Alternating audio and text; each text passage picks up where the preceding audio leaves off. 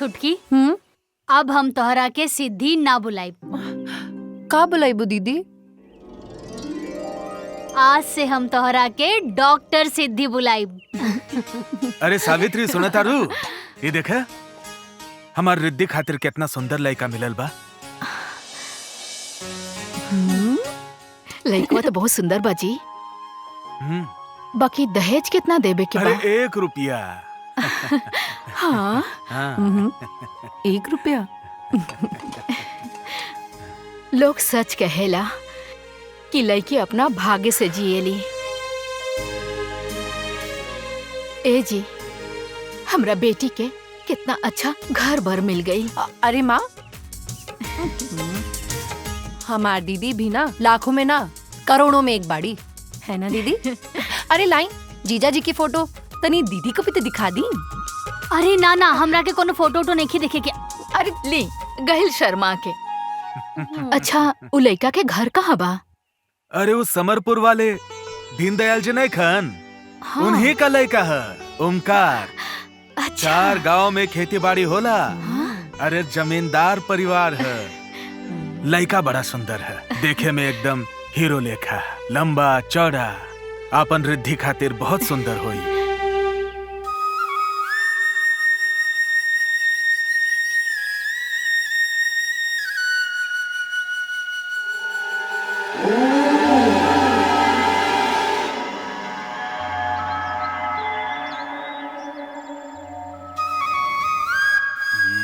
एक हफ्ता में धान कुटावेला खो जाई। धनमा बहुत मीठ बा हो। चूड़ा कुटावे में बहुत मजा आई। 5 पसेरी के चूड़ा कुटवा दो तनी। देखा तारा सन, सरवा कम से कम इस साल 5 लाख के धान बेच ली। अब पुआरा कम से कम 2 लाख के। हमनी के 3 जन बानी जा, खेत पड़ती पड़ल बा। आई पगला के बिगहन धान रोपवा देले बा। चला, घामे से ज्यादा लोग के खेती देख के जलन होता। कैसे? अब चली। चला सर।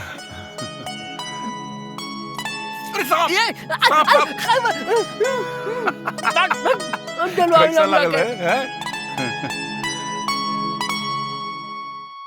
ए जीजी, लाई पकौड़ी खा। रखा रखा। खा। ए भौजी, हाँ? कुछ सुनले बाड़ू का? वो शंकर जी के मंदिर में फिर से चोरी हो गईल। हाँ। अरे मुंह फूकना सबके कुछ ना मिलल तो मंदिर के घंटी चुरा के ले गईलन सन। का कहीं भोरवा से जब से उठल बानी, आज कुल के कुल बुरे बुरे समाचार सुने के मिला था। अरे तो अच्छा समाचार अब सुना। देखो, ओमकार के बियाह तय कर दिले बानी। हाय देखा लड़की के फोटो। सत्यानाश होकर। साचो में जी लड़की तो बहुत सुंदर बा, लंबी तंबी बा। ए जीजी, देखी ना लड़की कैसन बा। सुंदर भी है, एकदम चांद के टुकड़ा। घर आंगन सब उजियारा कर दी। ला, हम चलतानी। अच्छा, काम याद आ गेल बा। वो बिसंबरों के देखी कहाँ बा? हाँ। ओकरो के तो खुशखबरी दे दी नु। हाँ। परिवार नु बरसो। ना ना ठीक है ना? हाँ हाँ ठीक बा। जा। चलता। ठीक।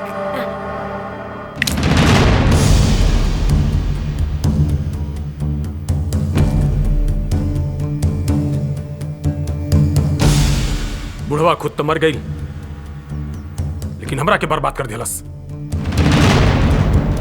16 आना के मालियत वाली जितनी जमीन डाल सब वो दीनदयाला के, और उसर पड़ती सब हमके। बिसंबरवा, हे बिसंबरवा, कुछ सुन ले हो? हैं? ऐजा मुअल बाप के मुंह में करिया पोता तारे। ओइजा ओकर बेटा के हल्दी पोतावे के तैयारी होता। उनकरवा के बिया तय हो गइल बा।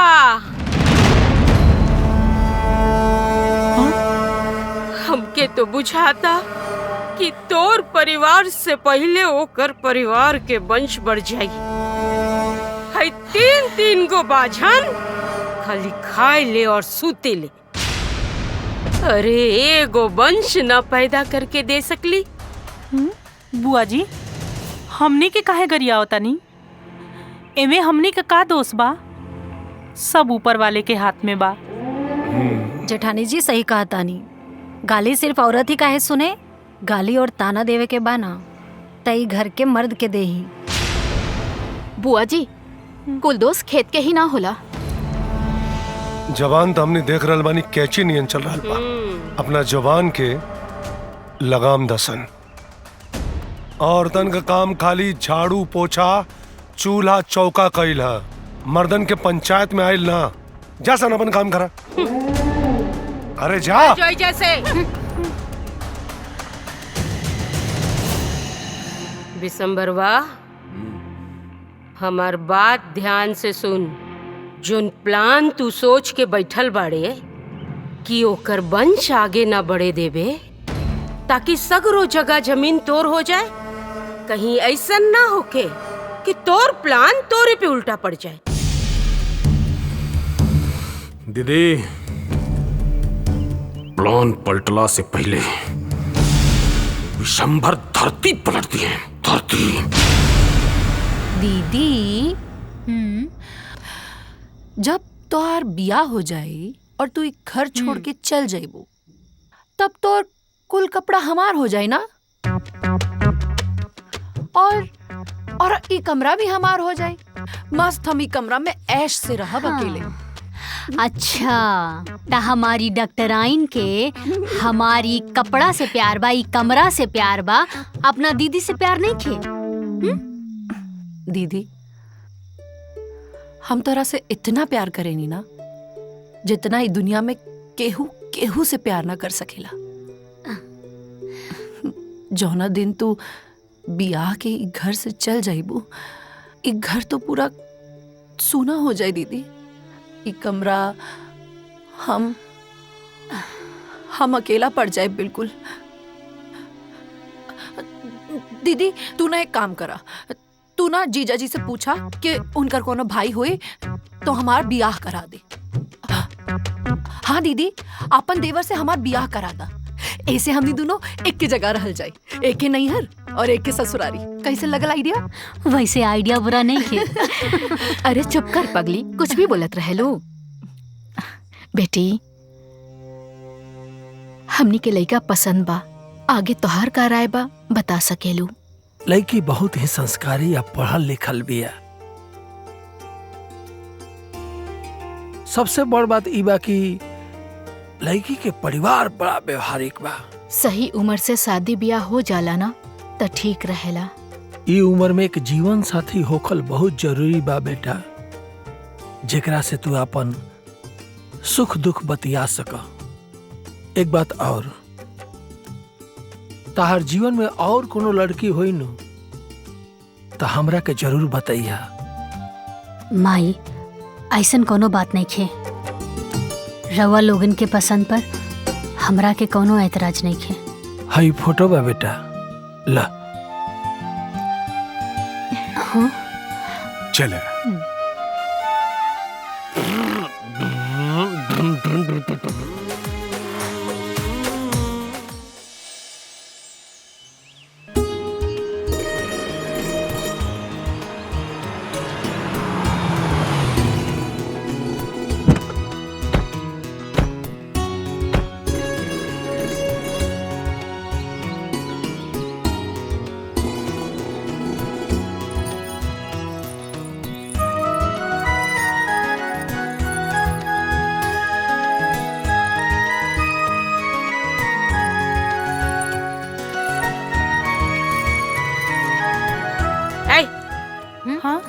बस हो गई, चला घरे।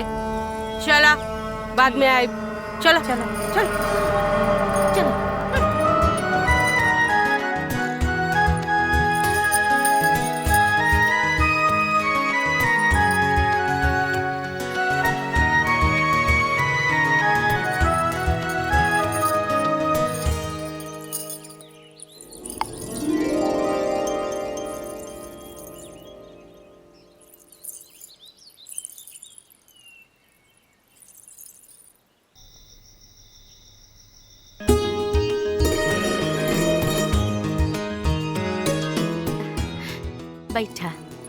देव की दीदी तहार तब भाग खोल गई। बड़ी सुंदर पतोह पहले बाड़ू। का भौजी?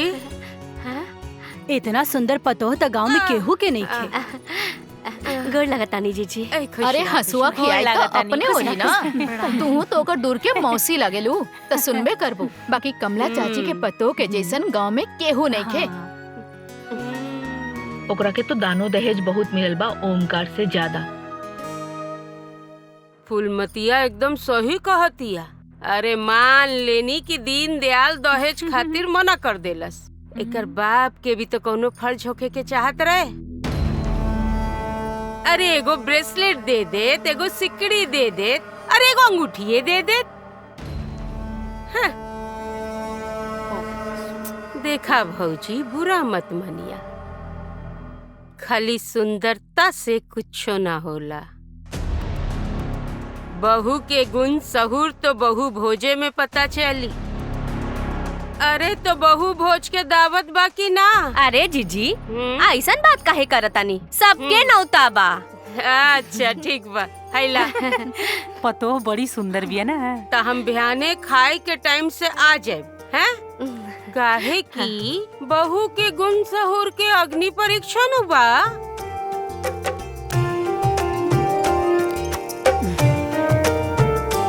चला तनी चला सब। जी बुआ। आराम से संभल के जाए। चला। हाय गुड्डू के घरे दे दिया। अच्छा। ए हरिशंकर के घरे दे दिया। अच्छा। हाय शिव प्रसाद के घरे दे दिया। ठीक।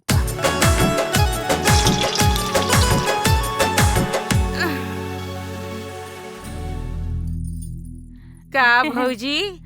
गोड़ लागता बताता का को? है जीजी।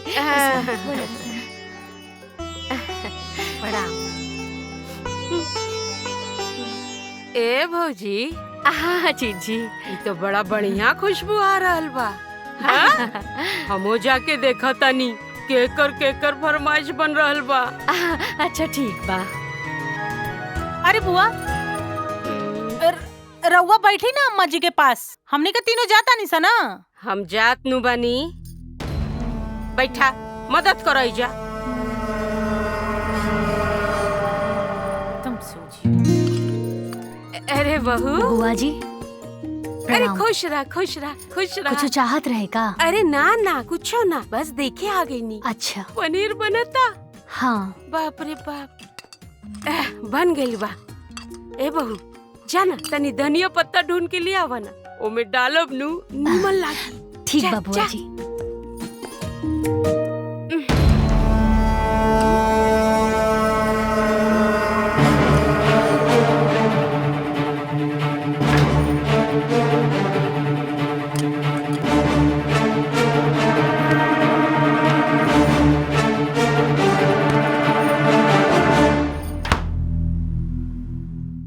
बुआ जी कितना धनिया चाहिए? आधा आधा आधा। जी।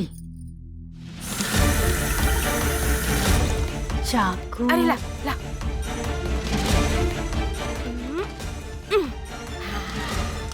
हाय देखा बढ़िया लागत तनु। हाँ। हाय मजे से एकदम खूब नाम होई तोहार है। चल आवा लेके सब चल तनी, है ना?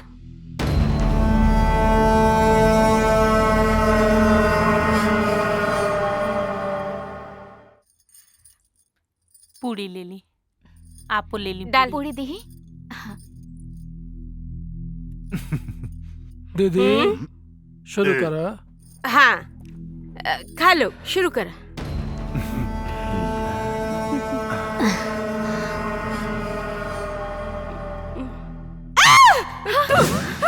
अरे बाप रे, अरे इतना तेज।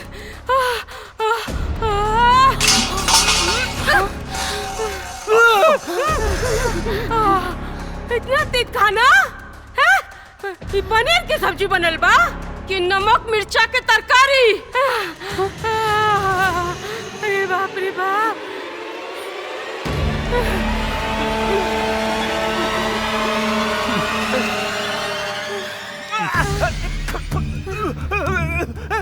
पानी कहो भौजी, अपन पतों के बता ना सकत रहलू कि हमरा के बवासीर हुए? हम इतना तीखा खाना ना खाइला। हमार सराद करे के चाहता रहा लोग। ठगा गईले रे दिन दयाल, ठगा गईले। एक तो करैला ऊपरे से नीम चढ़ा। अरे दहेजो ना मिलल और बहू मिलल तो उहो बेसहुर। कौआ हकनी उठा के ले आइल बड़े गांव में, कौआ हकनी। अरे न कौनो लूर है न कौनो सबूर है। जीजी, ए जीजी, शांत हो जाई ना। नई नई बहुरिया हिया तो कुछ कम बेसी हो गई होखी। कम बेसी? अरे छोड़ा हमरा के। अगर तोहर दुल्हन से कम बेसी हो गई बना तो बहु भोज तू ही खो, हमरा से ना खवाई। जीजी, ए जीजी, ना खवाई हमरा से। ए भौजी, इतनी स्वादिष्ट खाना हमहू ना खा पाई। तोहरा लोगन के भी भोजन खाए गए का? चला लोगन। चल करे, काट के तोड़ो। चल चल।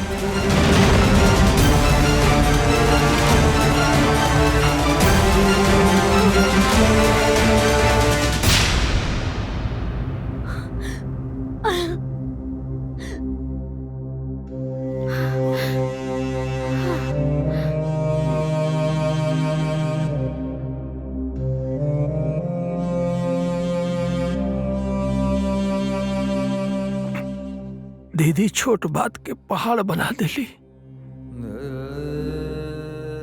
पटीदार उनके सामने दीदी के बहू के बारे में इतना ना बोलल चाहत रहे।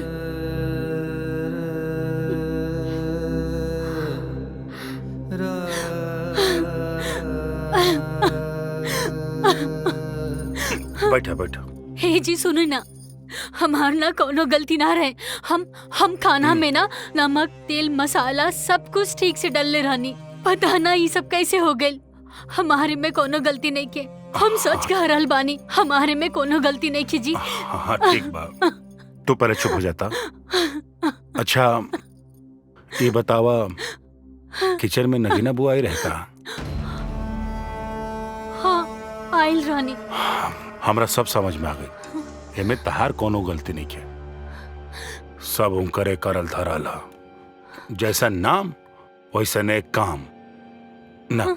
चुप हो जा, चला माई। ओमकार सही कहता। उ सब कइल धइल उहे नगीने जीजी के ह। अरे उ भले ओमकार के बुआ हई, तोहरे बाबूजी के बहिन हई, लेकिन शुरू से दू आंख कइले बाड़ी और अभी ले हमार परिवार के देख के जलेली और ऊपर से बहुते प्यार के दिखावा करेली। तू अपन मन छोट मत करा, रोबा मत, कुल ठीक हो जाई। हमने के तोरा से कोनो शिकायत नहीं खे। अब रोबा मत। ए दुल्हन, हंसदा हंसदा। हाँ ठीक है। माँ जी, हाँ एगो बात पूछे के रहे। हाँ पूछा। देवर जी के ई दिमागी बीमारी बचपने से बा या कुछ भइल रहे? ए दुल्हन, हमरा जीवन की इहो दुख तहार चचिया ससुर के परिवारे के दियल हा। हमार अमर शुरू से ऐसा न रहल। अरे वो तो पढ़े में बहुत तेज रहल और ओकर दिमाग तक कंप्यूटर से भी तेज चलत रहल। लेकिन छोटैया में एक बार काली के पतंग पेड़ पर फंस गई और ओके उतारे खातिर काली पेड़ पर चढ़े लागल। तभी ओइजा विशंबर आ गई। फिर वो विशंबर के नजर वो पेड़ पर लगल बिजली के तार पर पड़ल। फिर वो का कैलस, काली के पेड़ से नीचे उतार देलस और हमरे अमर के पेड़ पर चढ़ा देलस, जौना से वो बिजली के तार से छुआ गई। ओकरा बाद अपने पराया के चक्कर में हमार अमर पीस के रह गइल।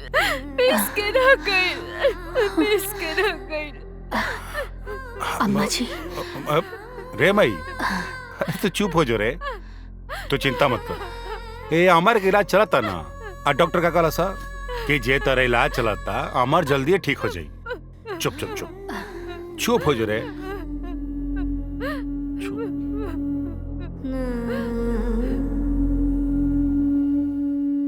मछली जल की रानी है, जीवन उसका पानी है।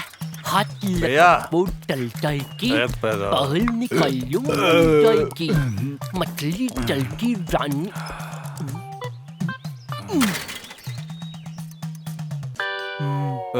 ए विक्रम भैया, कोल्ड ड्रिंक पिया तारा का? हमरा के पियावा ना। बिल्कुल।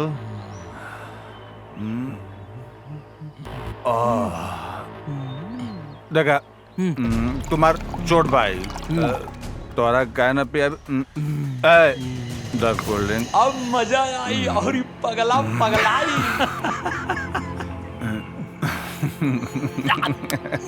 अरे अमर, पी के अमर हो जा। अच्छा लगा था। इला ली खा खाली कोल्ड ड्रिंक पिया।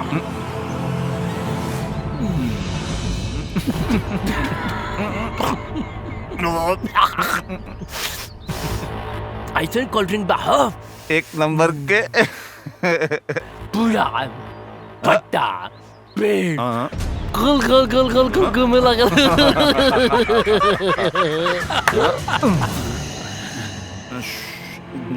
जा तो नहीं जा चकली खाद की जा।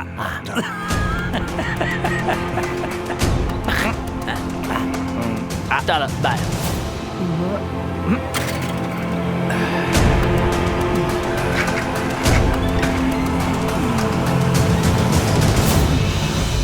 अब पगला गांव में जाके पगलाई और हड़कंप मचाई।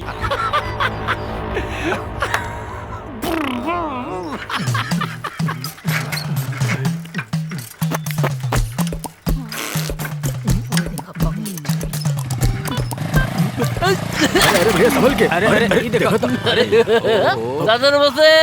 नमस्ते नमस्ते। दादा मुझे तो एकदम। अरे अरे मुंह छोड़ा भैया। देखा था। दादा। हाँ अरे आज हम कोल्ड ड्रिंक पी ले बारे। बहुत अच्छे भैया बहुत अच्छे। तो मालूम बा? हाँ बहुत अच्छे। गाड़ी कैसे चलाओ जाला ना? हम बताई। बतावा। अरे अरे बाबूजी, अभी लगभग 4 लीटर तेल बा। इतना में तो खेत जोता जी आराम से।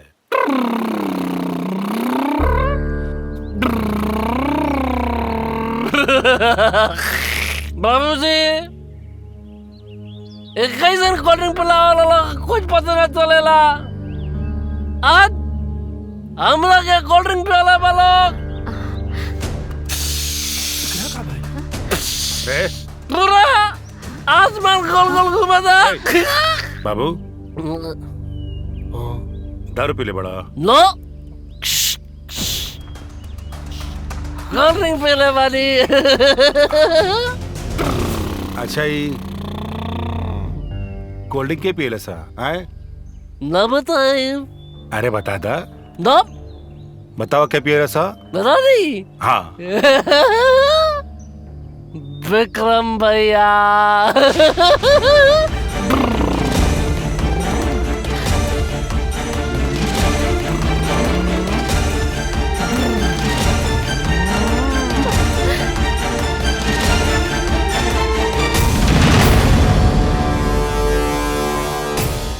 ए विक्रम, निकाल बाहर। अरे निकाल बाहर।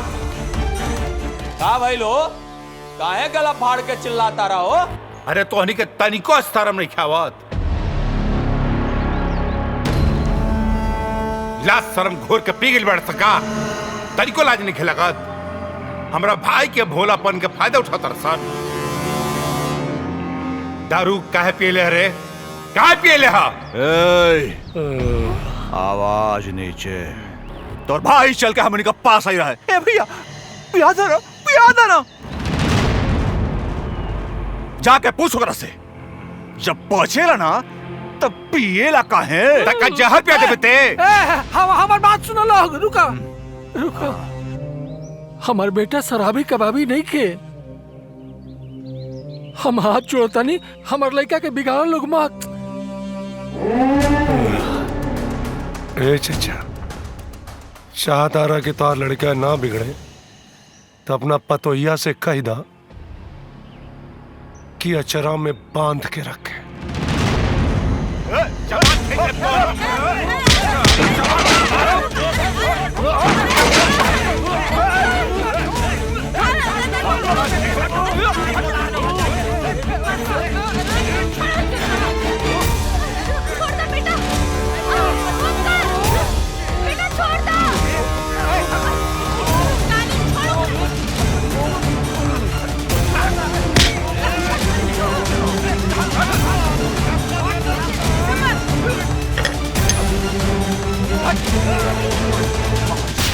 आज इस सारे के काट दे।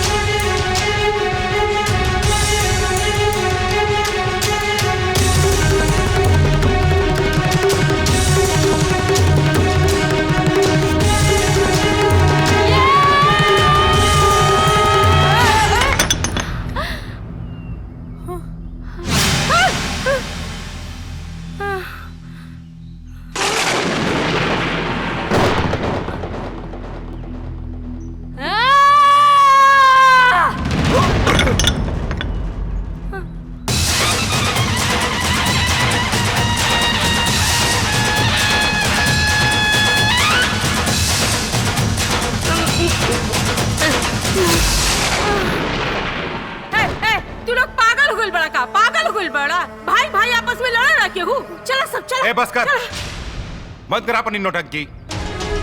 और हमनी से हमदर्दी दिखावे के झूठा नाटक भी मत करा। ओमकार सही कहा था जीजी। अरे भले रउआ ई दोनों लोग के बहिन है, लेकिन दोनों से तू आग कैले बानी। ये सबके समझा दी, हमार परिवार से दूर रहे, ना तो ठीक ना हुई। चल बेटा।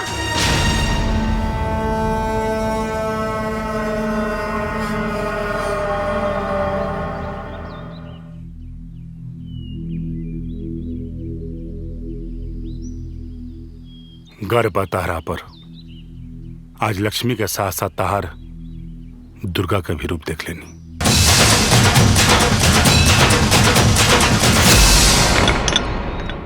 बाप रे बाप, पतो ना जैसे रानी लक्ष्मी बाई आयल बिया हैं? ऐसन गड़ासा मरलस कि द्वारे पर के पत्थर टूट गए। जरा सोच विक्रम, अगर वह गड़ासा तोरे माथा पे पड़त तो का होत? इतना लड़ाकू पतो। औरत के लड़ाकू बने के पड़ेला हैं? अरे हम पूछा तानी कि यहाँ सबे के का जरूरत रहे देवर जी के दारू पियवला के? सारा गलती यहाँ सबे के बा। अच्छा, तब तू फैसला करबू कि का सही और का गलत। भैया बिल्कुल सही कत पड़े कि अब घर के मर्द का करी है, तू लोग बताइबू कि का कइल जाओ अकाना। यह तो समस्या बा, पत्नी से सलाह लेवे में आदमी के शान चल जाला। चुप। जब आदमी के पास जवाब न होखेला तो हाथे उठावेला। अगर रउआ लोग ना सुधरनी जा तो एक दिन ही घर के विनाश होके से केहू ना रोक सकेला। काहे कि रिद्धि दीदी के आँखी में हम विध्वंस के ज्वाला देख ले बानी, विध्वंस के।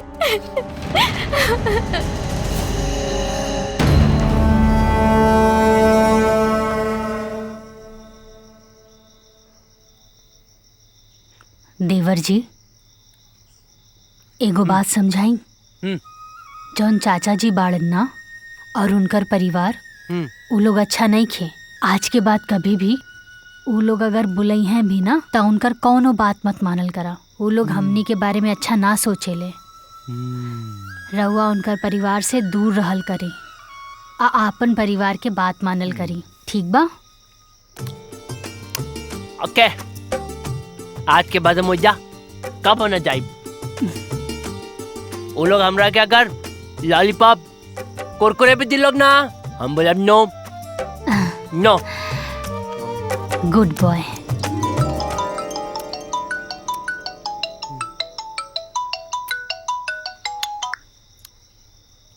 हाँ सिद्धि बोला। दीदी हम सुननिया कि तोहार ससुरारी में पट्टीदारन से झगड़ा हो गइल बा। अरे ना ना, ऐसन कोनो बात नहीं खे।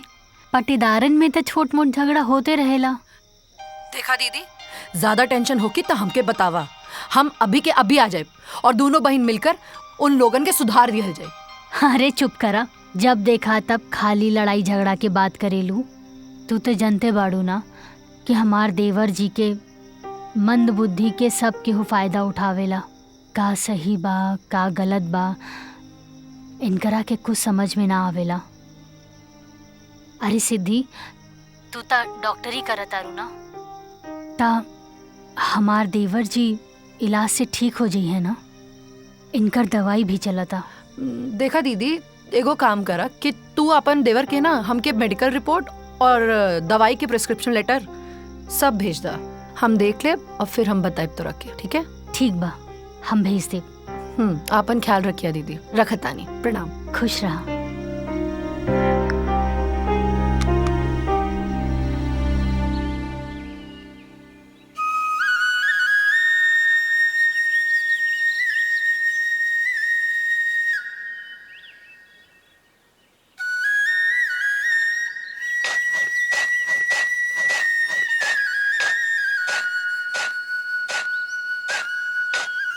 जाना तारू का जी? खेतवा में दीमक से तो पूछा छूट गइल। ई मोथा घास जाम गइल बा। अब मोथा घास के कौन दवा ले हम? बाबूजी, 10 ग्राम के सल्फरा के पैकेट मंगा ली। आज 100 लीटर पानी में घोल बना के छिड़कवा दी। ई कुल लोथा ना जरी जाई। अरे दुल्हन, तोहरा की दवाई के नाम कैसे पता? अम्मा जी, हम किसान की बेटी हैं और थोड़ा बहुत खेती बाड़ी हमरा के भी आवेला। हमनी के भाग जाग गई। सर्वगुण संपन्न बिया हमार बहू। एकदम ठीक कहत बा। खेती खरियानी जाने जाने ले किसानियों, लाखों में एक मिलल हमके बहू रानियों।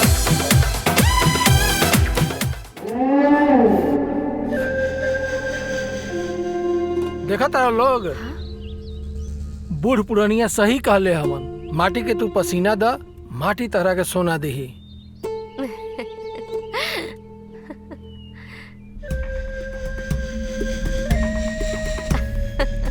जब से एकर पतो आइल बिया ना, तब से एकर खेती एकदम चमकतिया। ससुरी पतो ही है कि कृषि मंत्री यार धान और गन्ना कोई रार भी करता सा। आलू गोभी मरचा टमाटर सब।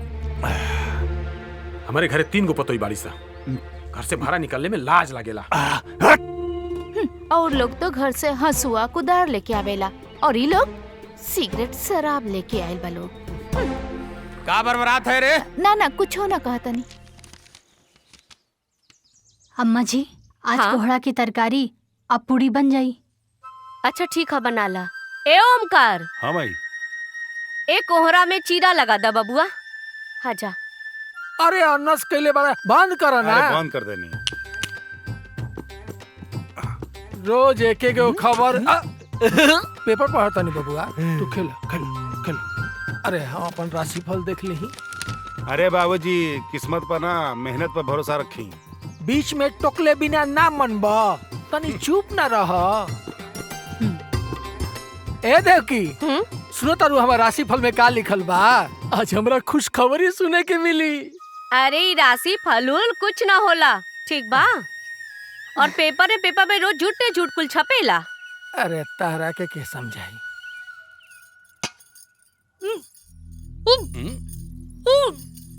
हाँ? अरे देखा ना का भइल, देखो। अरे दुल्हन, का भइल हो? ए दुल्हन ओमकार ए जी रउआ के राशि फल एकदम आज सही बतावता का घर में खुशखबरी आवे वाला बा। अरे रउआ दादा बनने वाला बानी जी दादा और हम दादी। देखा हमार बात सही भइल नु हैं दादा बन गई दादा और बबुआ तू चाचा चाचा दादा बन गई दादा बन हमार बिशंबरवा से पहले एकर वंश आगे बढ़ गई। पता ना हमार बिशंबरवा के परिवार पर केकर नजर लग गई।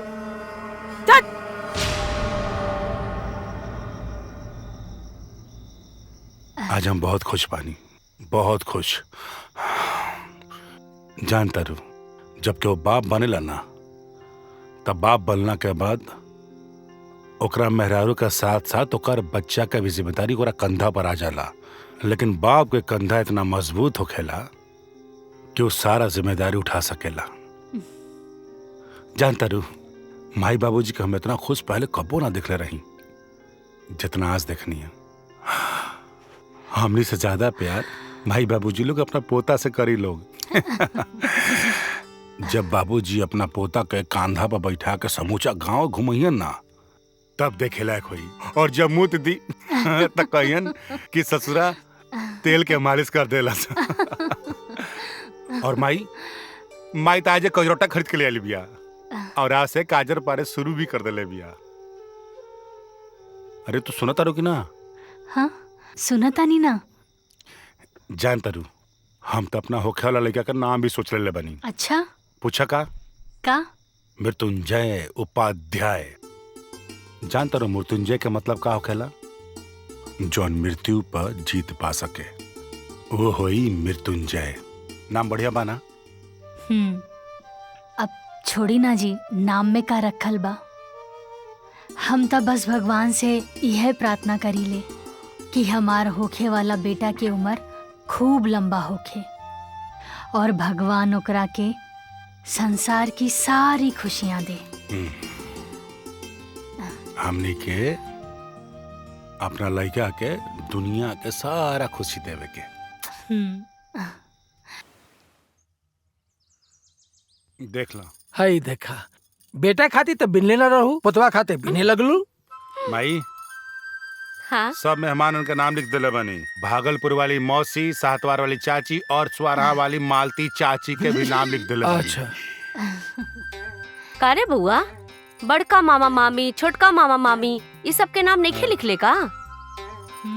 अरे मामा मामी के नाम ना भूलिए नहीं वाला ही लिख दिले बनी। देखा दे देख ला। ए भैया हाँ गोदभराई में गांव के कुछ लोगन के नाम बोले बका। देखा है लोग कहेला हमार बेटा बुद्धू बा, कितना बड़ बात बोललस है। शाबाश शाबाश बेटा।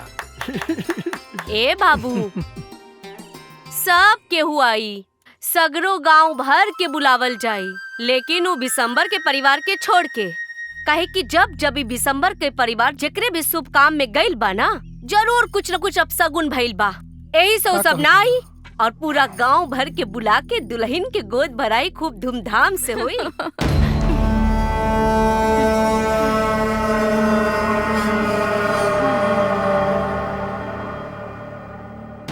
पूरा गांव के न्योता देला सा गोद भराई के, बस हमने के छोड़ के।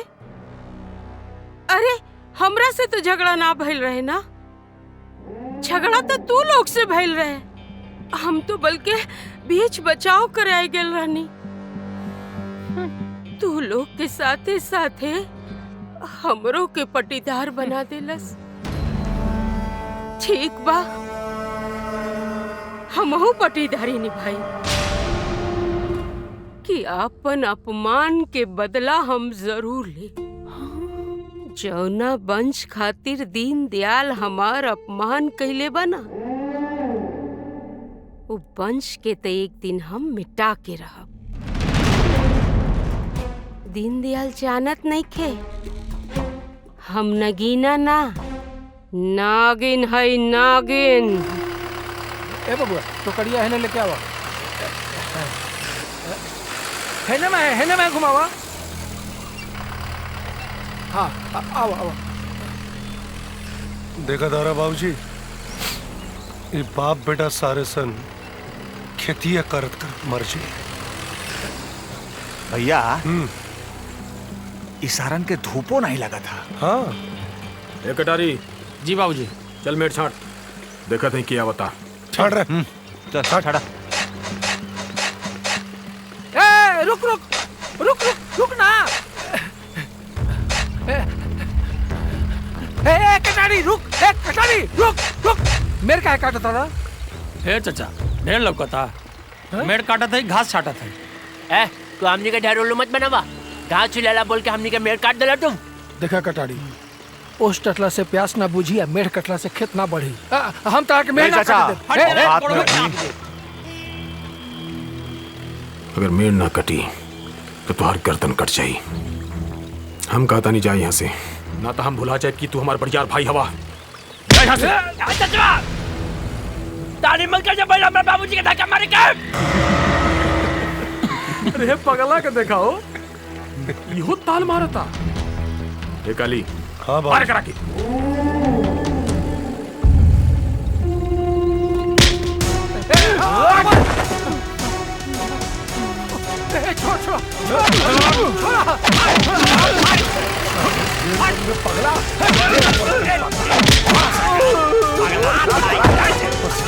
पगला बाप के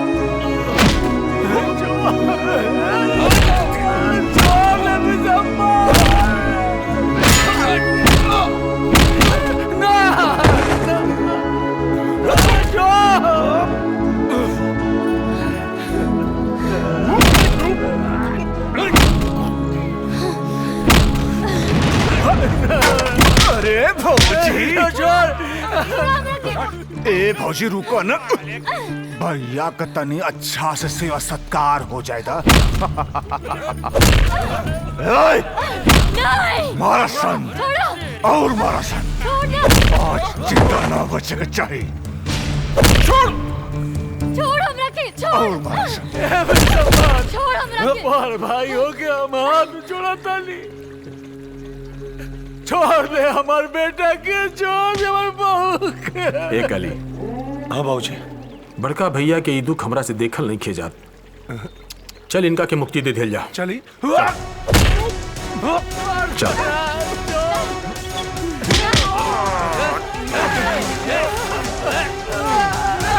छोड़ दे रे।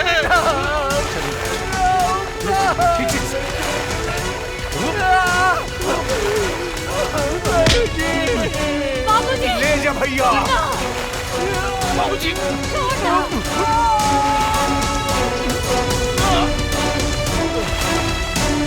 छोड़ दे रे।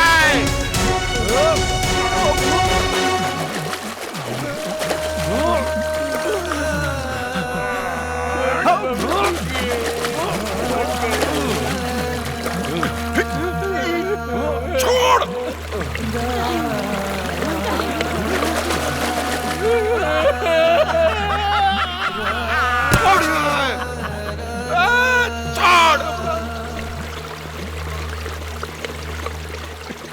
मर गई ना चच्चा, गई ना चच्चा।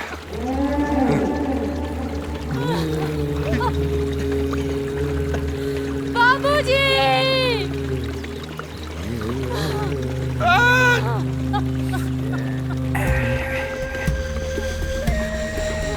कैसन बेटा बाड़े रे हैं? अपना बाप के जान ना बचा पोले। चल तोरा के एक मौका और देता नहीं। बेटा के फर्ज तो निभा ना पौले, कम से कम बाप के फर्ज तो निभा ले। अपना बेटा के जान बचा के। अरे हाँ बाबूजी, वंश, यही वंश खातिर ना पूरा गांव में हमनी के परिवार के कुचात घोषित कर दिला। गोद भराई होता, पूरा गांव आइल हमनी के परिवार के छोड़ के। गोद भराई में तो ना आई नहीं हमनी, लेकिन गोद किराई में आए। इतना निर्दयी बहुत परेशान। अरे वो पेट से भी, अरे छोड़ दो के। छोड़ दे रे। ना छोड़, छोड़। एकर गोद गिराई तो हम ही करब। काली रोक।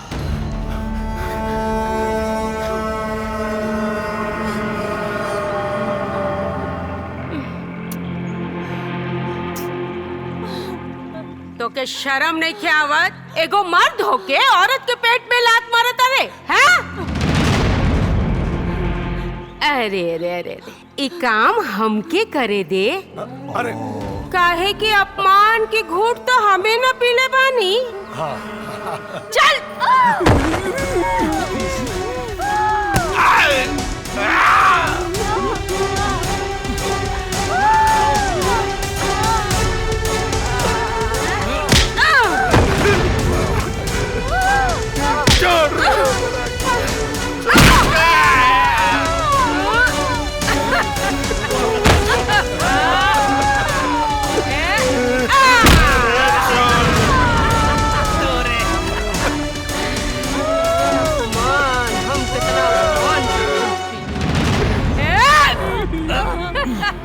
ए दुल्हन, अभी तो खाली तोहरा के बांझ बनौनी है, अब विधवा बनावल चाहिए।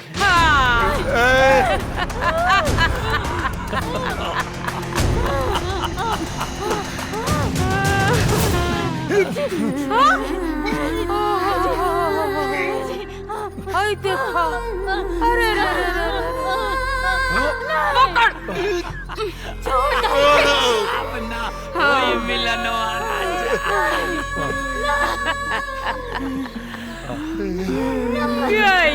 अब ना बची।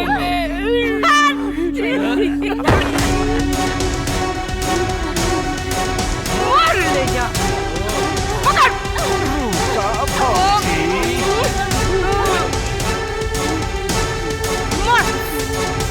हमारा अपमान करते रहे।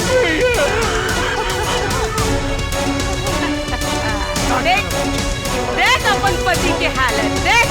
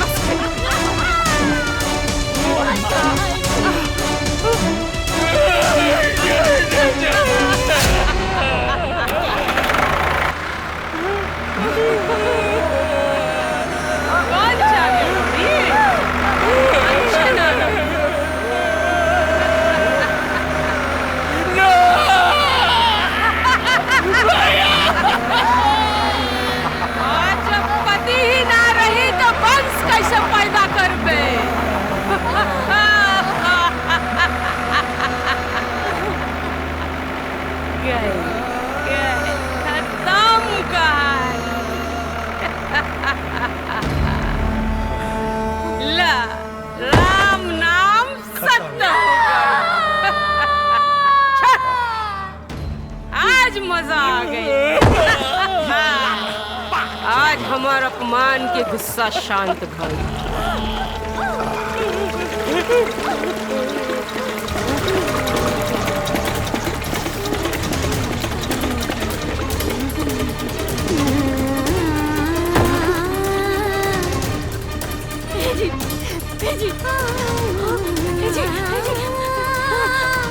उठी ना, उठी ना, उठी ना, जी उठी ना।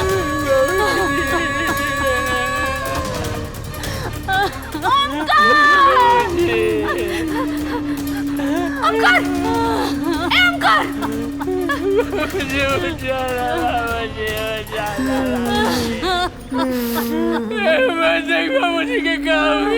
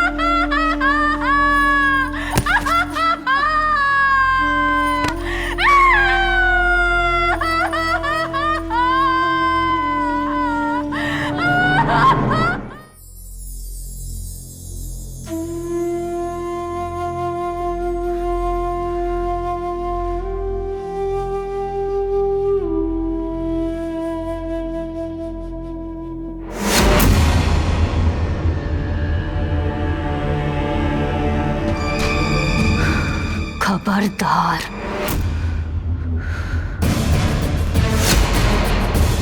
जे आपन खूनी हाथ से हमार पति और हमार ससुर के फूल चढ़ौला था, निकल जाए यहाँ से। रस्सी जर गई लेकिन नहीं ठन ना गई। बाप रे,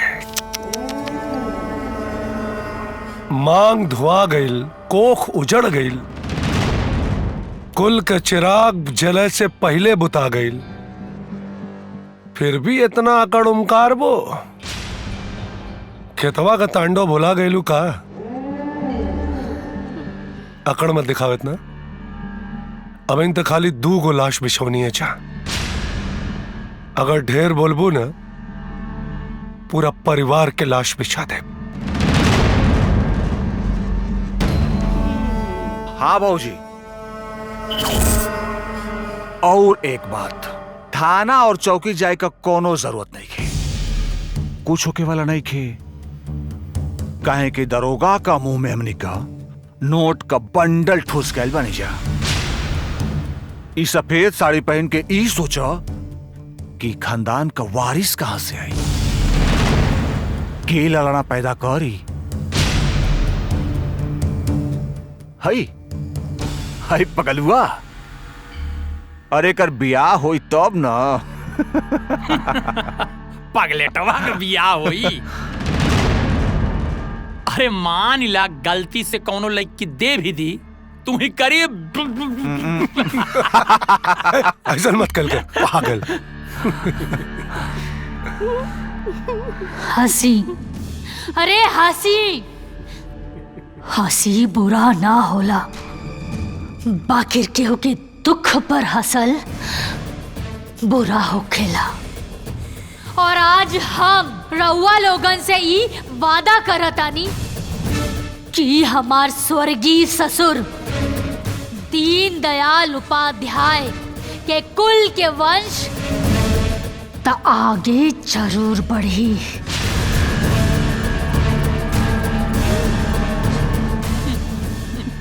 और विशंभर चाचा, तहार परिवार में केहू दिया जलावे वाला ना बचे।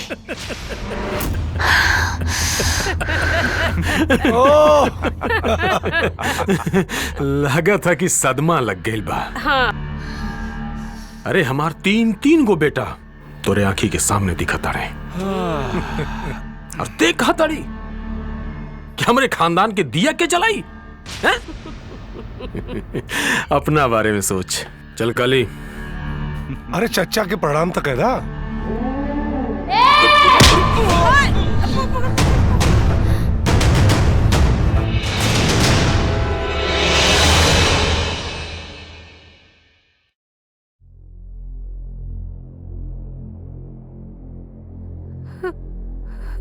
पगलेटवा के बियाह होई। अरे मान ला गलती से कोनो लड़की दे भी दी, तुम्हें करे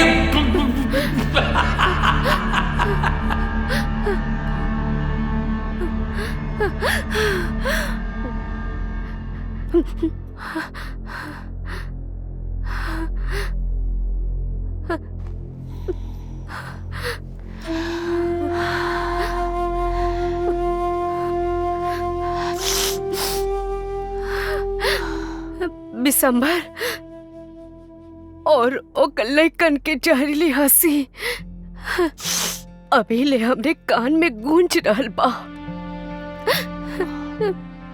ताना भले रहल, बाकी बात कोनो गलत ना रहे। आखिर कैसे बढ़ी हमरा खानदान के वंश? के करी हमरा अमर से शादी? के करी?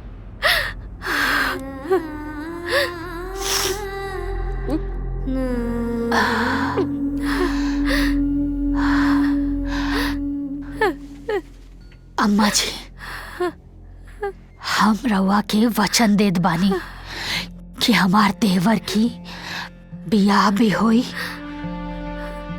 और ई खानदान के वंश भी आगे बढ़ी। हम रउआ के वचन देत बानी।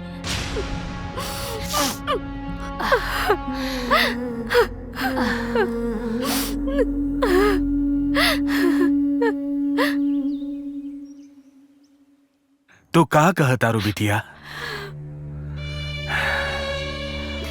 बाबूजी, अंधेरे में घुट रहल हमार ससुराल के उजाला देवे खातिर हमरा लगे कोनो दिया नहीं खे। यही से हम अपन देवर हमर के बियाह सिद्धि से करवावे के चाहता नहीं, ताकि हम अपन ससुराल के वंश के रूप में दीपक दे सकी। बस राहुल फैसला के इंतजार बा। अरे एगो तो पहले से ही तहार जिंदगी जहर भइल बा, अब दूसर बेटी के जिंदगी हम जहर कैसे कर दी? अरे वो मंद बुद्धि लड़का से हम अपन बेटी के शादी कैसे करी बताओ? ये फैसला हमसे ना हो पाई बेटा, ये फैसला हमसे ना हो पाई। एकरा खातिर तो एक बार सिद्धि से बात कर ले।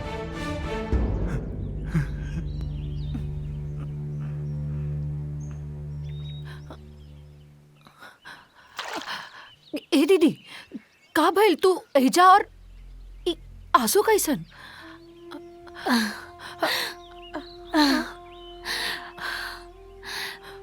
सिर्फ और सिर्फ तू ही हमारी दुख के आंसू के सुख में बदल सकेलू सिद्धि, सिर्फ तू ही। हाँ दीदी, हम सब करब। इ छुटको पर बड़की दीदी के पूरा अधिकार बा। तू जैसन चाहबू वैसे न होई। तू बस आदेश दे दीदी। हम विनती करे आयल बानी। हमार ससुराल के वंश देवे खातिर आपन देवर अमर के बियाह तोहरा साथे करावे के चाहतानी।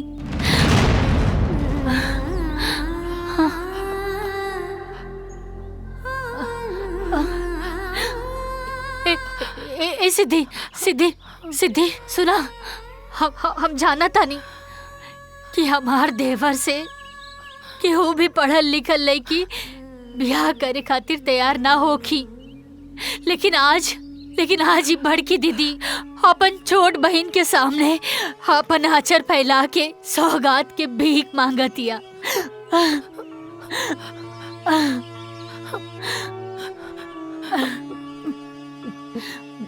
दीदी तो की याद बा एक बार बचपन में हम नदी में गिर गए रहनी।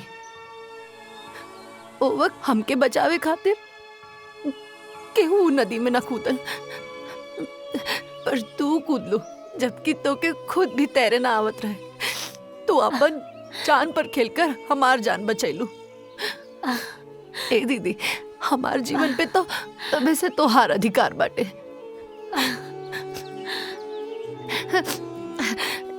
तू जहाँ कहबू वहाँ हम ब्याह करब। तू जैसन चाहबू वैसने होई।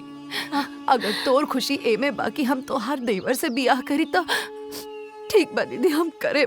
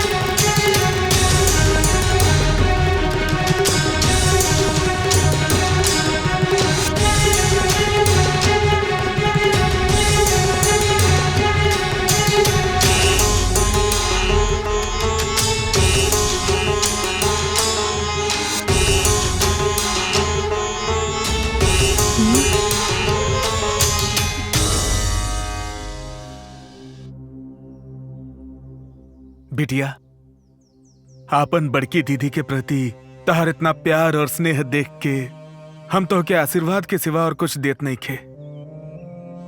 बाकी बिटिया एक बात याद रखी है, ये महाभारत में तोने लोग के रथ हाके कौनो कृष्ण नहीं खे। तू दोनों बहन के आपन रथ भी चलावे के पड़ी और अस्त्र शस्त्र भी चलावे के पड़ी।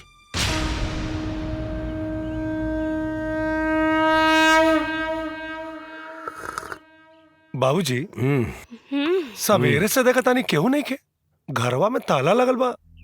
एकर मतलब हमनी के डर से भागते ना गईले।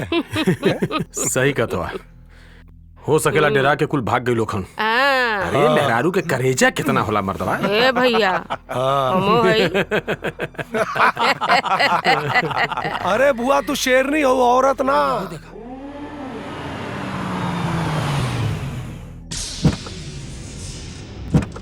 ई के हो?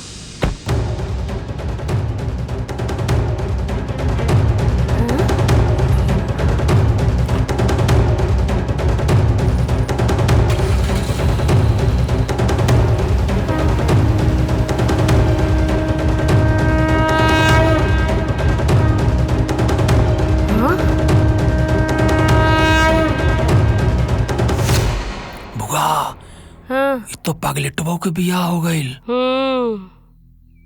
बड़ा ढीठ बिया ससुरी। हमनी के तो सोचत रहनी जा कि कदम पीछे खींच ली। ऊ कदम पीछे तक खींचलस, बाकी भागे खातिर ना, हमनी पे झपट्टा मारे खातिर। ए बिशंबर, ये तो टेंशन दे देला हमके। हाँ? ये रिश्ता भी कितना अजीब होला। पहले हमनी के छुटकी दीदी या बड़की दीदी रहनी जा, और देखा आज देवरानी जेठानी बन गई नी जा। हाँ दीदी, लेकिन दीदी रिश्ता चाहे कोनो भी होके, हर रिश्ता के एक एगो शर्त होला, सम्मान। जौना रिश्ता में सम्मान न होला वो रिश्ता सही मायने में रिश्ता ना होला। बाकी हम राउर इज्जत पहले से भी ज्यादा अब करेनी। अरे हमार छुटकी तो डॉक्टरी के साथ साथ बहुत समझदार भी हो गई बिया। ए छुटकी, अब घर के हर खुशी ना तोहरा ही भरोसे बा। और बड़की दीदी होके के नाते हम बस इतना ही कहब कि पति कैसन भी होके पति परमेश्वर होला। अच्छा दीदी, हम तो बताए भूल गई नहीं, हम इनकर मेडिकल रिपोर्ट्स देखनी है। इनका ठीक होके के चांसेस बा। एक दिन ये पूरा तरीके से ठीक हो जाए। हम देखा तानी कि अमर केने बाड़े। देवर जी,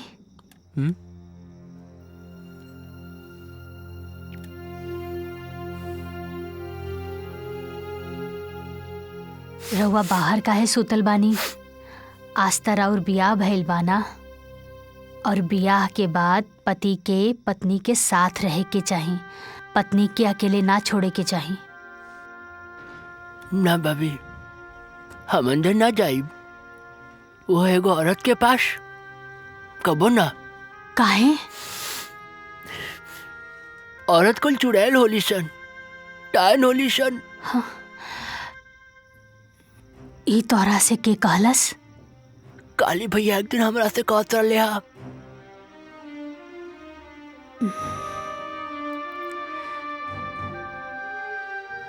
देवर जी, वो लोग अपन परिवार के दुश्मन हवन।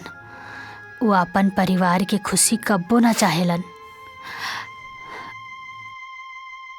अच्छा एगो बात बतावा, रउआ के जन्म देवे वाली राउर माई भी त एगो औरत बाड़ी नु, तका वो चुड़ैल बाड़ी?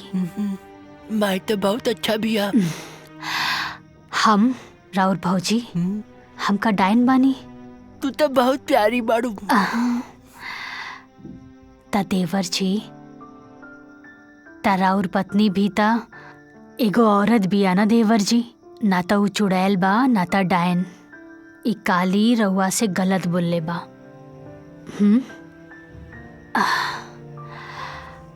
रउआ के अपन पत्नी के कबो साथ ना छोड़े के बा। जाई। तू कहा तारू तो हम जाता नहीं।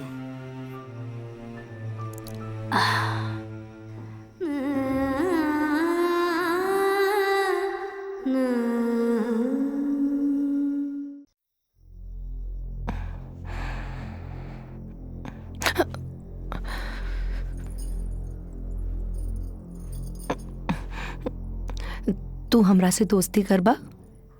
पहले तो ये बतावा कि हम तारा से दोस्ती करब तो तू हमरा संगे खेलबो? हाँ। अब हमनी के दोस्ती हो गइल बा। अब हमरा संगे चिड़िया उड़ कौवा उड़ खेला? ठीक बा।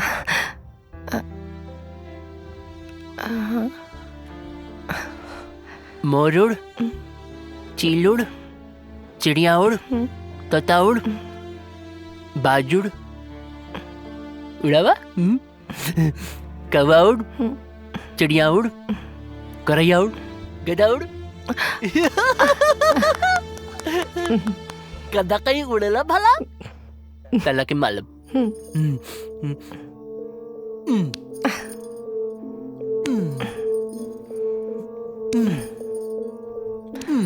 हम दुनिया की पहली औरत हैं जेकर पति सुहाग रात की सेज पर चिड़िया उड़ कौवा उड़ खेलता।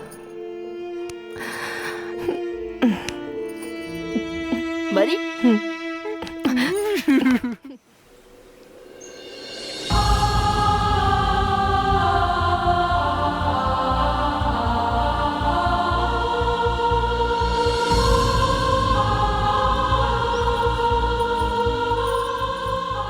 खुश रह लो।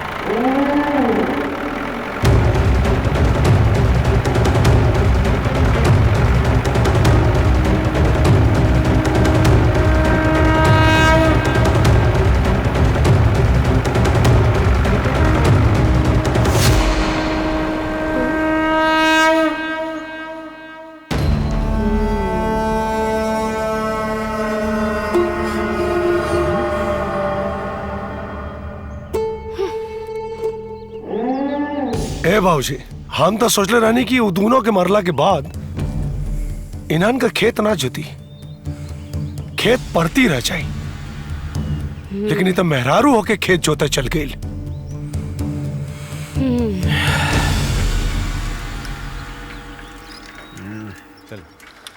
दिन में दारू पिए के मजा ही कुछ और होला भाई। अरे पगलुआ, यहाँ अरे सुन,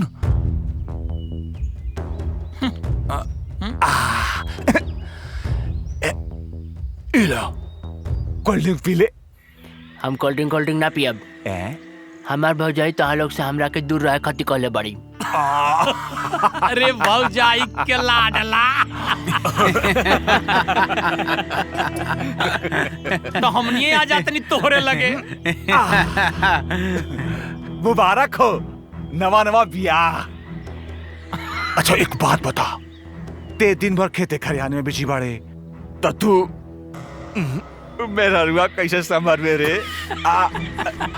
ए सोच सोच बता, सुहाग रात मनौले हो?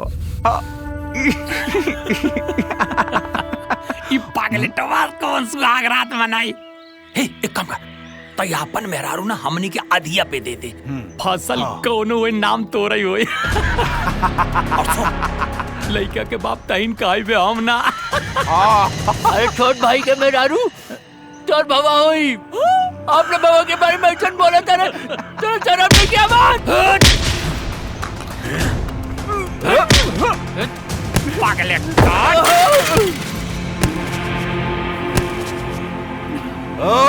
हाँ भैया, मारसन।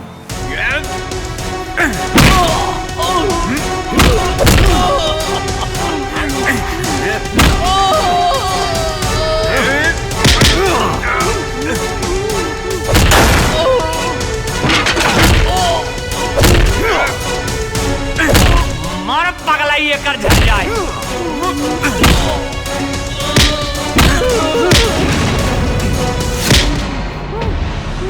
हसन, चुप मार के घरे निकल जाओ, न तो तोरा के भी तोर बाप और भाई के पास पहुंचा दे।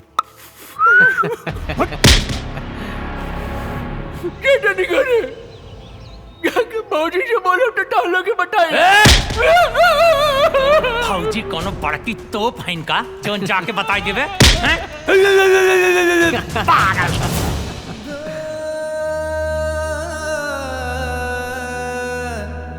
हम खेत चाहो तनिया, विक्रम भैया हमरा के रोक के कहले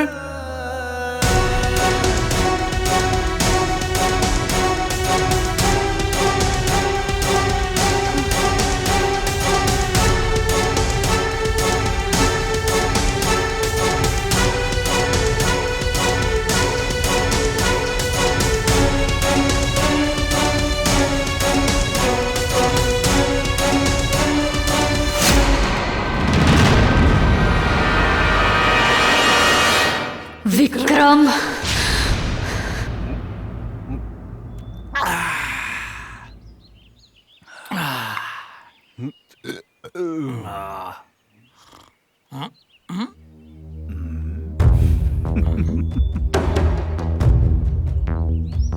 अरे बाप रे बाप, ए भैया,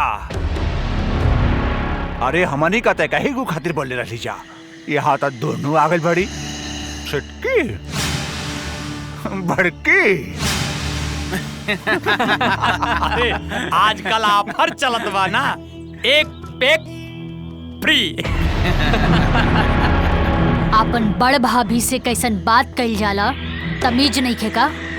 देखा भाजी, गुस्सा मत होका, भौजाई पर देवरों का खोला। कब तक ओम करवा खातिर ऐसा ही जियत रहबू? क्यों के पता ना चली। आवा बैठिया, मस्त झूलुआ झूलाइब। दीदी लागता दुर्योधन के जैसन एकर भी जांग तोड़े के पड़ी।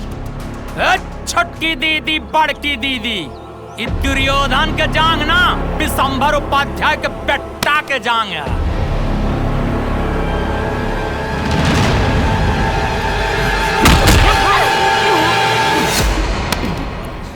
तो हमनी भी स्वर्गीय दीनदयाल उपाध्याय की बहू है सन।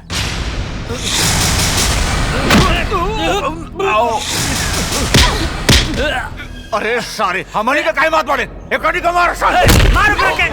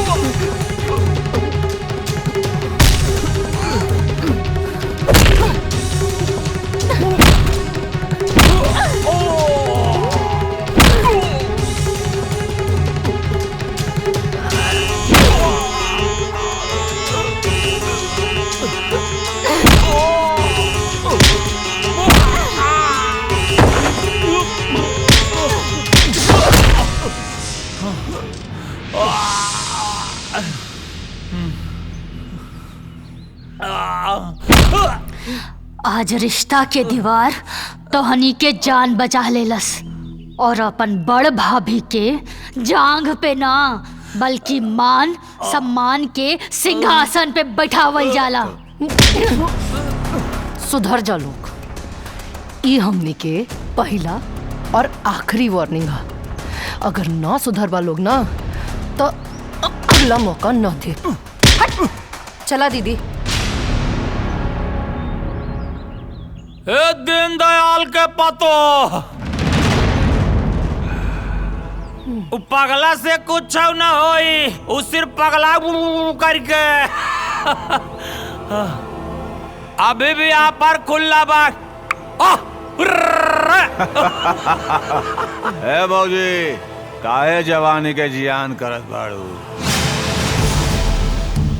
ये मर्द का जंगा है, मेहरारू के मरला से थोड़े ना टूटे। खुला भरबा आजा आजा आजा आजा आजा आजा करे जा आजा ओए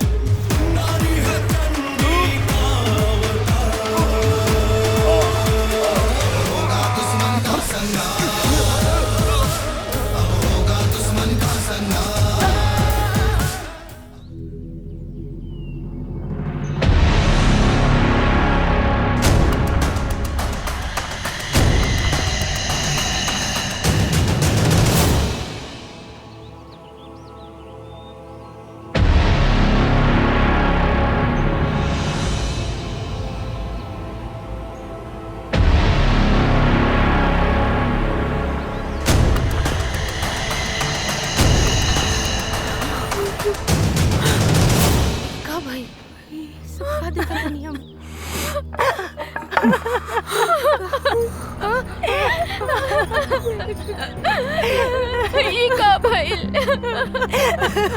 उठी ना हो गए भगवान। ए जी उठी ना। हमारे बच्चा लोग उठना। बाबू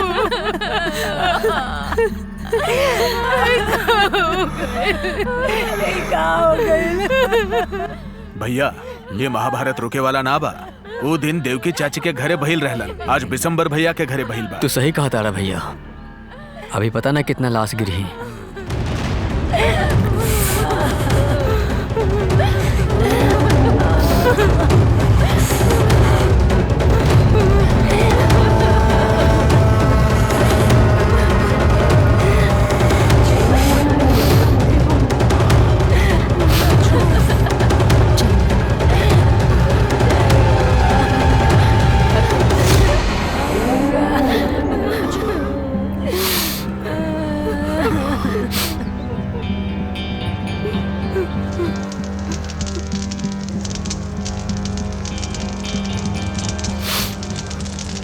पुलिस स्टेशन में रिपोर्ट लिखा दिया जाए।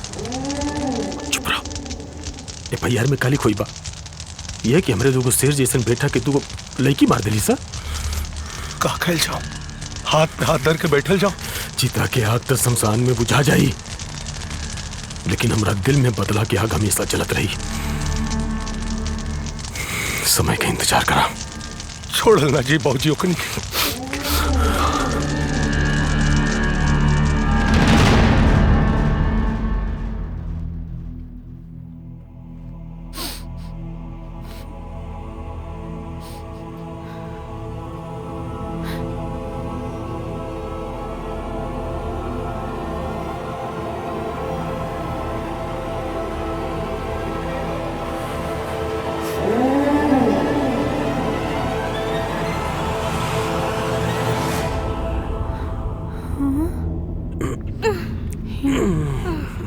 जले पे नमक छिड़क रहल बाड़ो। हमरा भाइयन के मार के और आज उनके फोटो पे फूल चढ़ा के सहानुभूति दिखाता रू। हमनी दोनों बहन तोहर भाई के मारल ना चाहत रहनी।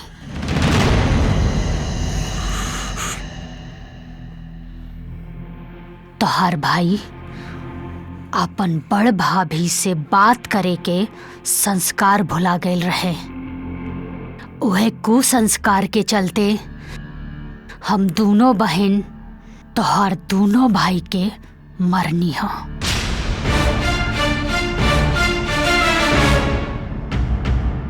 जब जब औरत के सम्मान के आचर जब मर्द फाड़ेला ना, तब तब औरत काली और दुर्गा के रूप लेवेली। खैर, अब सब्र ना, सबक सिखावे के वक्त आ गइल बा। अब तो तू लोग के पता चली गई हुई कि अपना के अर्थी कंधा पे उठावे से कंधा में दर्द ना बल्कि दिल में दर्द होखेला।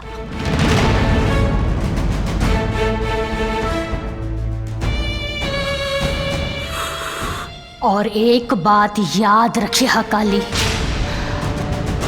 औरत के कमजोर समझे की गलती दोबारा मत करिया। हक देबा ता रामायण होई, हक छिनबा ता महाभारत होई।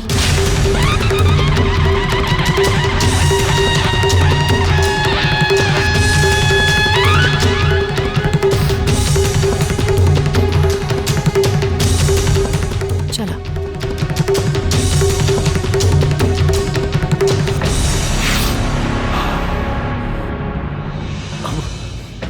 अब महाभारत ही हुई, अब महाभारत ही हुई।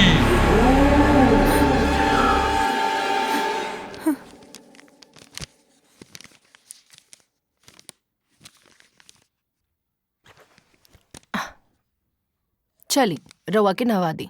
ना, हम न नहाई। अरे गंदी बात, इंसान के साफ सफाई से रहे के चाहिए, रोज रोज नहाए के चाहिए। ना ना नहीं। चली नहला दी, चली।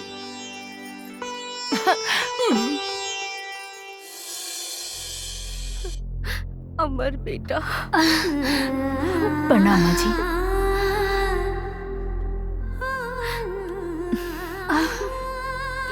प्रणाम दीदी।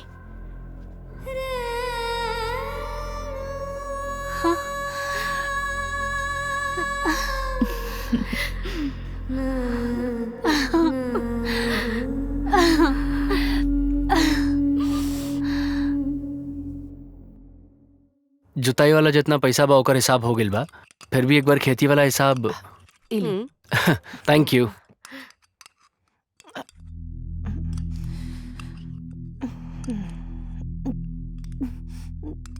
ओने के कोनो बैंक अकाउंट में? अरे का भइल दुल्हन? का भइल? तबीयत ठीक बानू? डॉक्टर बुलाई का? ओकर कोनो जरूरत नहीं है।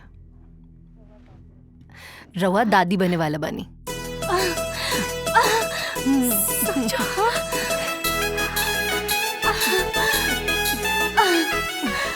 हे भगवान, हमरा त लागत रहे कि खुशी हमरा घर के रास्ता भुला गईल।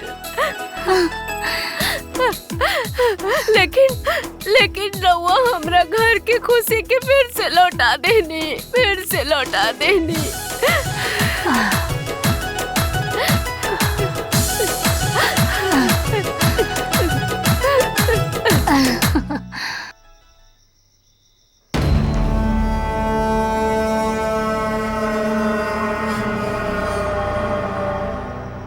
गांव में लड्डू बटाता, पगला बाप बने वाला।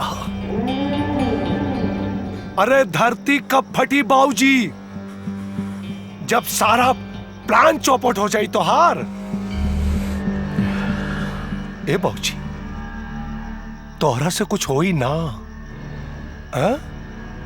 तू खाली मनहूस नियन कपारे पे हाथ रख के बैठल रहबा बस। उन्हन के देखा, सारे दिन दूना रात चौगुना तरक्की कर रहल बड़े सन। और वो डॉक्टरनिया धीरे धीरे वो पगला के ठीक करतिया। बाबूजी सोचा, बाबूजी कुछ करा, बैठ के कपारे पे हाथ मत धरा, हाथ धरा।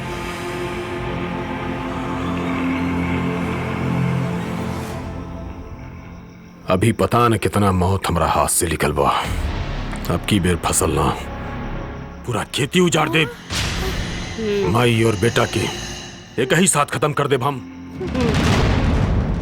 अरे बाबूजी, एक बेर वो परिवार के वंश उचलला से पहले अपने दोनों विधवा बहू के भी देख ली। जब पड़ोसी के घर में खून का बरसात होला ना, तब कुछ छीटा अपने घर पे भी पड़ेला। डरवावत आ रे? ना ना, डरावत ना है, आवे वाला खतरा से आगाह करती। अरे हमरा तो डर बा कहीं ये सफेद रंग हमरा ऊपर न चढ़ जाए। अरे बाबूजी, जब बोली मनहूस है बोली।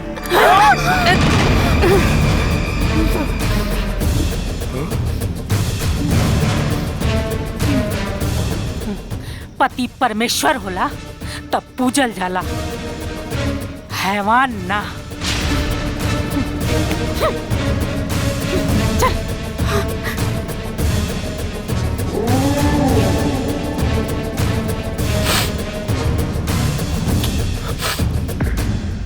जिंदगी में इतना दुख झेलला के बाद हम तो भुलाइए गेल रहनी कि वापस कबो हमरा घर में खुशी आई।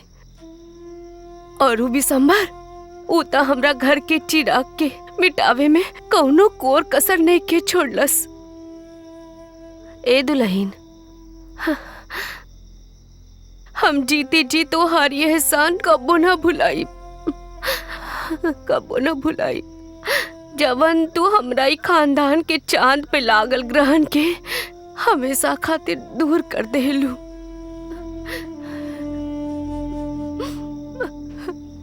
माँ जी, ग्रहण के दाग अभी मिटल नहीं खे। विशंभर और ओकर परिवार वाले ई वंश के भी मिटावे खातिर कौनो ना कौनो चाल जरूर चली हैं। हमनी के दिन रात सतर्क रहे के पड़ी।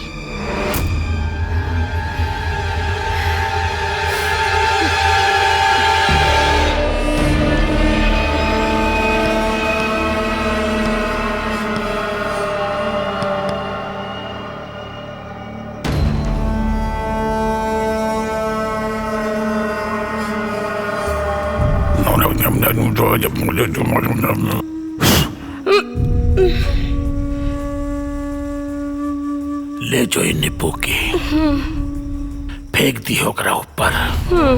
इन नींबू ओकरा बदन पे पड़ते ही बच्चा गिर जाई। गिर जाई। फेंक दे, फेंक दे।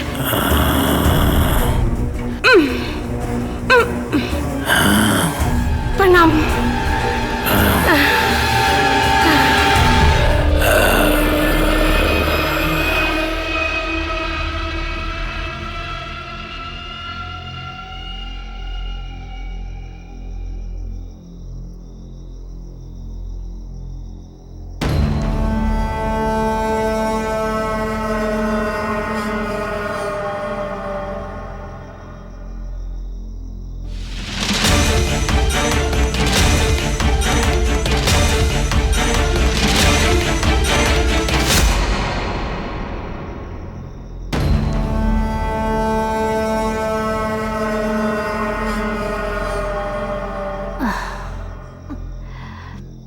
दूध पीला।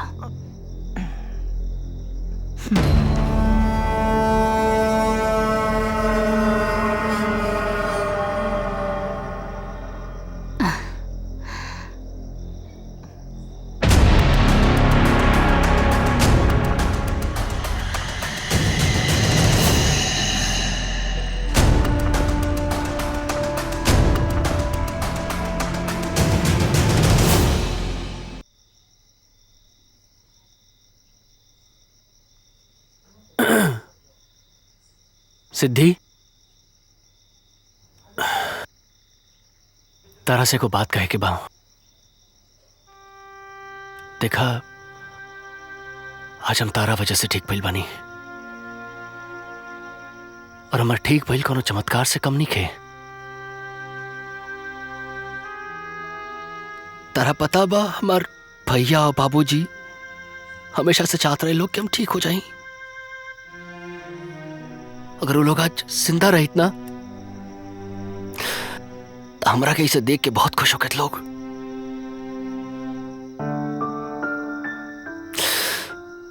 तहार हमार भौजी के ये घर पे बहुत एहसान बा। भैया बाबूजी के गैला के बाद भाभी एक घर के पूरा जिम्मेदारी उठा ली। वो तो हमरा खाती तेवी बाड़ी यार।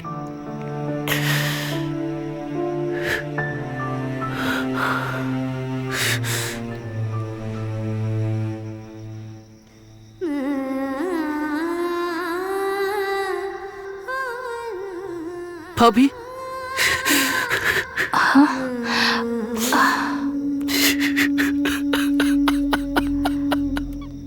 देवर जी, संभाली अपने आप के। रवा की याद बाना कि काल राउर भाई और बाबूजी की बरसी बा। काल सवेरे जाकर के पंडित जी के बुला लिया। ठीक बा।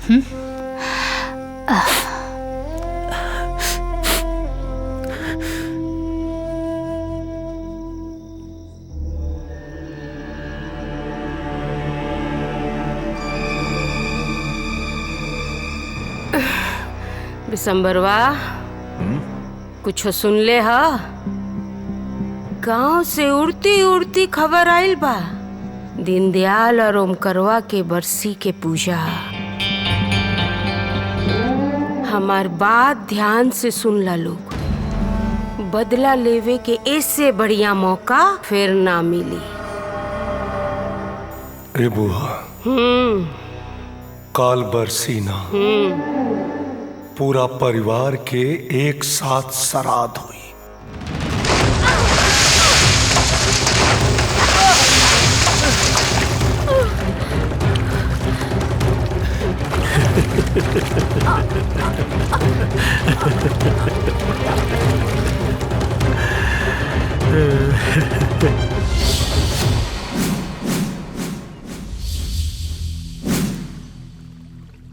साल भर पहले के इतिहास आज फिर से दोहरावल जाई। तोरा ससुर और तोरा पति के यही खेत में मल्ले रहनी, आज तुहनी के मारब हम। जमीन के विवाद ही खत्म। जमीन त तहरा के मिली चाचा, बाकिर उतना ही जितना तोहार चिता जलावे खातिर चाही। रवा हमनी के चचिया ससुर हवे, यही से एगो और मौका देता नहीं। अब भी वक्त बा आई और माजी के पांव पे गिर के माफी मांग, वरना तू लोग के बोटी बोटी काट के गांव के चील कौवा सन के खिया दे। भाऊजी, अरे क्लाइमैक्स आ गए लो, काय टाइम खराब कर रहल बानी। मारी अग्नि के और कहानी खत्म करी। देखत का बड़ा सन, मारा सारन के मत।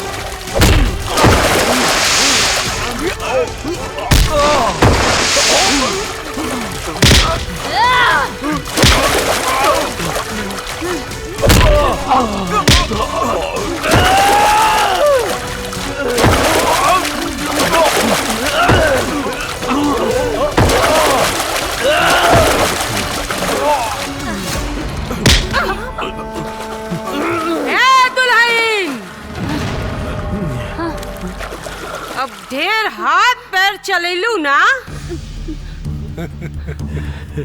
तब भौजी के गर्दन ऐजे काट के गाड़ दे। छोड़ लोग।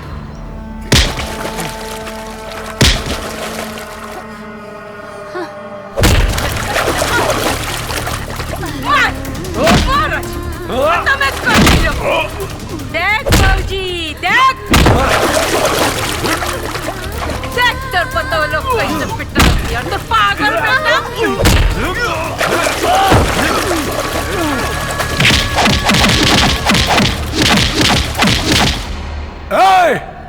छोटकी दुल्हन उठा।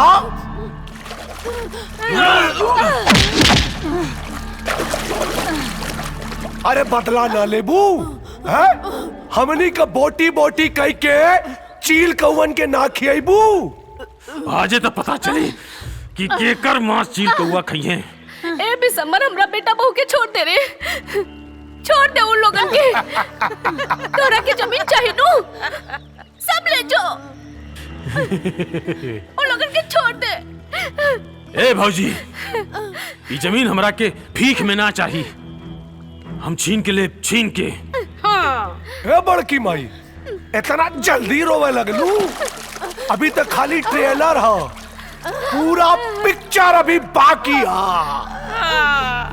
जैसे तोर बड़की पतो के गोद गिराई कैले रहनी ना, वैसे ही एउ छोटकी का गोद गिराई करब। नहीं। एकरी कोक का बच्चा हम गिराई। नहीं। ए काली, ऐसा मत कर बेटा, ऐसे मत कर रहे। ए, हम कहा था नहीं, रुक जा। मार काली। नहीं।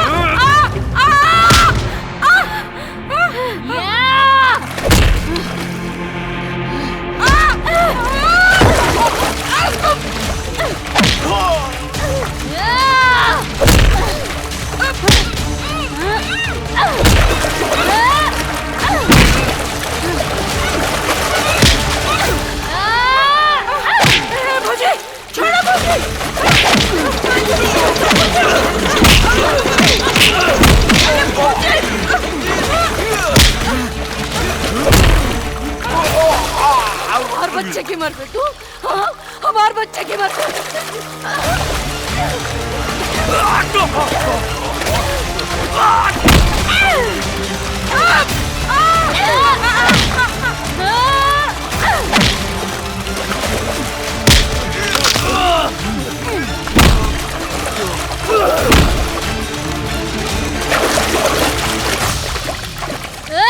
अरे बेटा, बेटा, हमरा के माफ कर दे। अरे हम तो चचे ससुर रे, हमरा के माफ कर दे रे बेटा। आज तोहरा के रिश्ता याद आवता। वो दिन कहाँ गए रहे रिश्ता, जब हमार पति हमार ससुर के मरला। अरे वो दिन कहाँ गए तोहार रिश्ता, जब हमार पेट में पल रहल बच्चा के मरला। कहाँ गए रहे वो दिन, हाँ? कहाँ गए? ए दुल्हन, माफ करा। देखा, हम तो हर भसुर लगा और भसुर के तो छुअल भी ना जाला। तू मार रहल बाड़ू हमरा के। अच्छा, भसुर? हाँ, भसुर। तब तोर भाई के ये रिश्ता ना याद आई, जब हमनी की अपना जान पे बिठावे के बात करत रहला। और माफी गलती के होखेला, गुनाह के ना।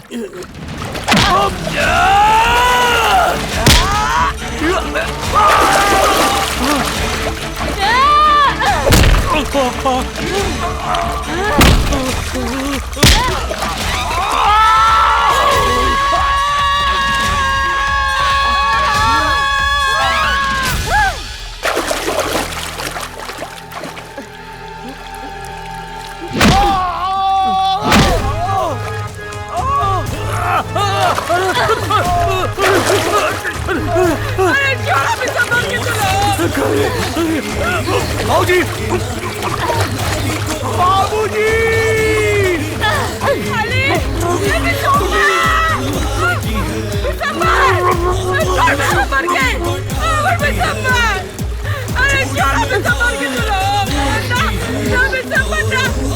जोड़ा हमको नहीं लो भी संभाल के मार। जोड़ा नहीं लो।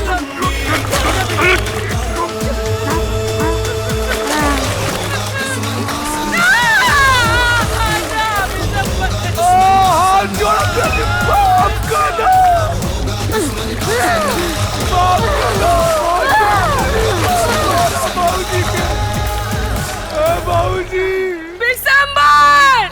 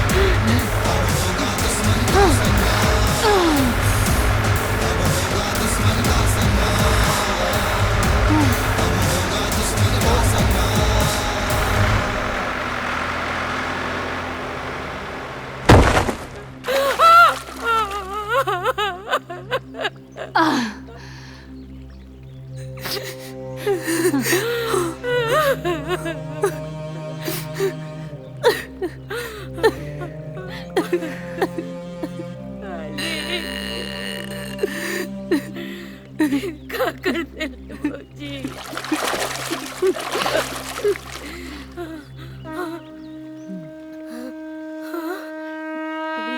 हे दुल्हन, हम ऐसा ना रानिया बिसम्बरवा हमरा कैसन बना देला सब।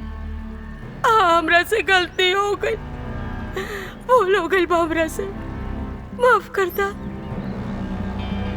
है कुबड़ी पे दया करा, माफ कर दा। बुआ, अरे ई दया तब कहाँ गई रहे जब तू हमरा पेट पे लात मरलू। अरे का गलती रहे वो मासूम की जौना के ओकरा के सजा मिलल। अरे लोग त जन्म लेला के बाद मरेलन, लेकिन हमार बच्चा त जन्म के पहले ही तू मार देलू। और बुआ, ई लड़ाई की सबसे बड़ गुनहगार तू बड़ू तू। खाली आदमी लोग ही गलत ना हो खेले। अगर आदमी लोगन के अपने अंदर के रावण और कंस के मार की जरूरत बा, तो औरत के अपने अंदर के ताड़का और पूतना की भी मार की जरूरत बा। मार देनी, हमको माफ कर दा। माफ कर देती जा बुआ, जरूर माफ कर देती जा। अगर भगवान श्री राम रावण के, श्री कृष्ण कंस के, अम्मा दुर्गा महिषासुर के माफ कर देती। मारा भौजी, मारा कलयुग के पुत नहीं है।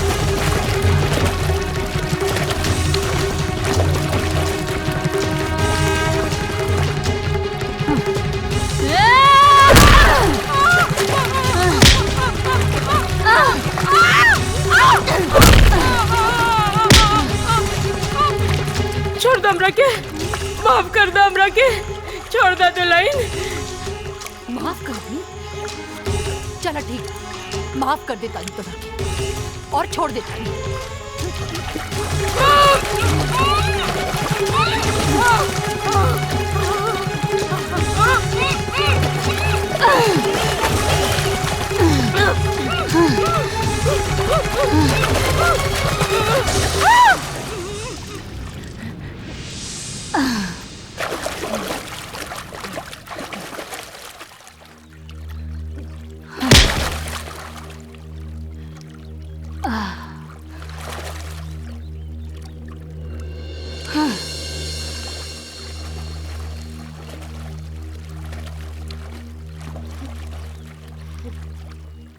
ए दुल्हन, बाबू के लिए आवा मालिश कई दी।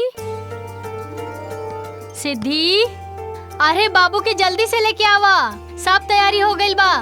आ गई नहीं हम। हमार बाबू के मालिश हुई। अरे आजा आजा आजा आजा, अपन बाबू के मालिश बाबू के बड़ मम्मी करी। हाँ।